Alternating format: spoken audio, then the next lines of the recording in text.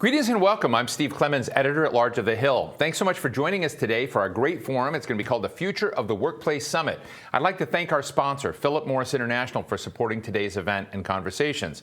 20 months ago into COVID-19 pandemic, our lives have changed in so many ways, none more so than how we work and where we work. Today, we're going to do a deep dive into the lasting impacts of the pandemic on the future of the workplace. Will workers in office buildings be reunited on the other side of the pandemic, or are we looking at remote work and automation becoming the new norm?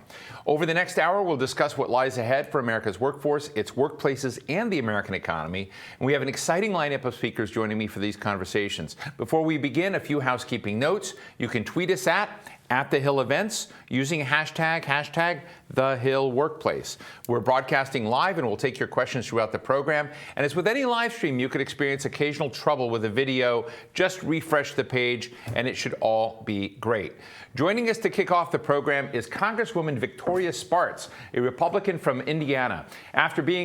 Before being elected to Congress, she was a small business owner. She's also the first Republican female immigrant to be elected to Congress, which I think is a really notable and important issue in these times. Congresswoman Spartz, it's great to be with you. Thanks so much for joining us. Look, I mean, I want to just get into something. You have co-sponsored one of my favorite pieces of legislation that I just think people need to think about a minute, and it's called the Fresh Start Act. I've often thought that we need to kind of do something to give people talent that we're leaving on the table an opportunity to get back to work. Can you tell us about the Fresh Start Act? I think it's important that, we give people second chances and we give people ability. Even if you do something wrong in life, you have an ability to get back into society and be a productive member. And sometimes our system is set up, I'm sometimes thinking myself, I have so many different licenses. If I have done anything wrong in my life, I would have a hard time advancing as a professional. So I want to make sure that people, when you pay your dues and you rehabilitate yourself, you have an ability to become a professional, to become a business owner. And there are so many limitations through that, through licenses, a variety of other laws. And I think it's a way to suppress people opportunities. So I think this gives an opportunity, this act, for people to get back and be productive members. And I'm very proud to be one of the co-leaders of that bill. Well, look, I'm on the opinion side of this operation here at The Hill, and I think it's really, really important. We're sitting here with this huge jobs gap in America, and we're asking the question today about the future of the workplace. Are we all online? What's it going to look like? But part of that equation is really talent we're leaving on the table because, an HR director says, oh, this person's risky because they had something happen in the past. So I just want to tip my hat to that. But as you kind of look at it, you talk to your constituents, particularly in small business, where I have, small business is the backbone of employment and so much a part of this economy. As we've gone through, and I keep reminding people, we're not through the pandemic yet. What do you think the big features are of us getting the equation right as we think about the future of workplace, the wired world we're in? What are the things that you're thinking about? I think our workplace is going to change. And I think the importance of ability to entrepreneur, to ability of small business owner is going to be more and more important. But when we have a very large government with a lot of rules and regulations, it's very difficult for entrepreneur and business owner to succeed because you cannot hire CPAs and pay them $500 an hour, attorneys for $1,000 an hour to navigate through the system. So we have to have a serious conversation how we can make sure to revive that entrepreneurial spirit in our young people, but also how we make sure that our small businesses can be competitive in the marketplace where now started being controlled by monopolies, oligopolies. We have a lot of challenges like that. So I think access to capital, ability to get through regulations and rules, and really access to logistics, to supply chain and everything else, it's much harder. To ability to have patents, everything else is very, very difficult to do.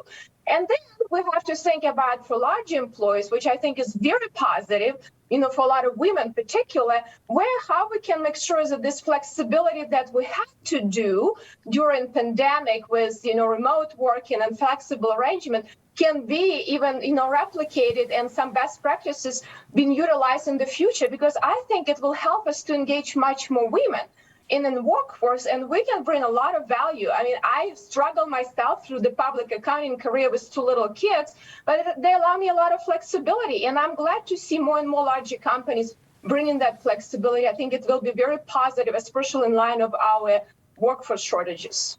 Well, let me ask you, what is the role that you see, particularly at the federal level, we're sitting here in Washington, as far as trying to get the economy back in a healthy track so it's moving in its own direction? Your colleagues across the aisle are saying they need something like the Build Back Better Act, which is a really big Build Back Better Act, lots of pieces of new elements of a social contract. Do you think there are blind spots or mistakes in that package that we need to be wary of? And I say this noting today, as we think about money in the economy, our consumer price index rose 6%, surged, and, kind of look at inflation, what's happening. I'm just interested in how you look at what a healthy economic direction would be. I think, more spending and at the government level is not going to help us because unfortunately people don't realize, but every time government is spending, it's very inefficient. So I think the more flexibility and the more support we can do on the ground, like improving our education and workforce development, how we need to make sure that people are ready to this lifelong learning and have a careers and they can become entrepreneurs, have the right skills. How we can make sure that our financial markets are not so overregulated that a small business owner, you have no ability to have access to capital. You don't even know where to start because large banks now only serve larger entities.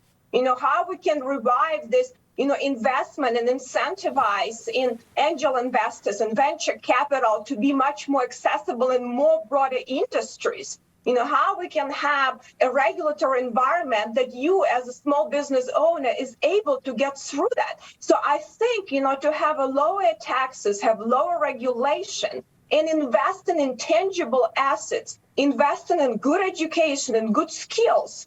And it doesn't mean that we have to go and push everyone to get worthless degree in college, which, I taught a little bit in college, and I tell you, a lot of my students was disservice for them with a lot of debt. And someday, you might decide you need to go to have a, master's degree or something else. But for a lot of us, you need to try to get real skills, get a job, and then figure out if you need more, go to college. And a lot of new careers are not requiring that much education for that long period of time.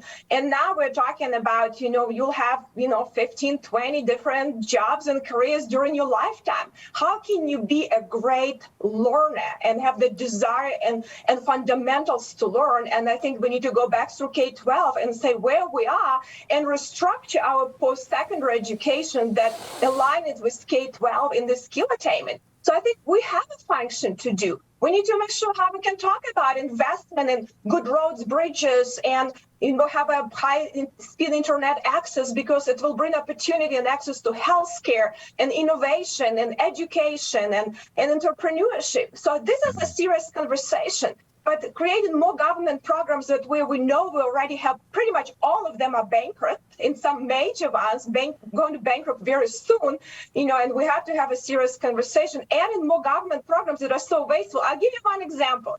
When I was a state senator in the state of Indiana, I calculated our spending on Medicaid, which is, 75% is financed by federal government. We spend $100,000 per person per year. Our Department of Child Services, we get a lot of federal money. We spend $50,000 per person per year per child.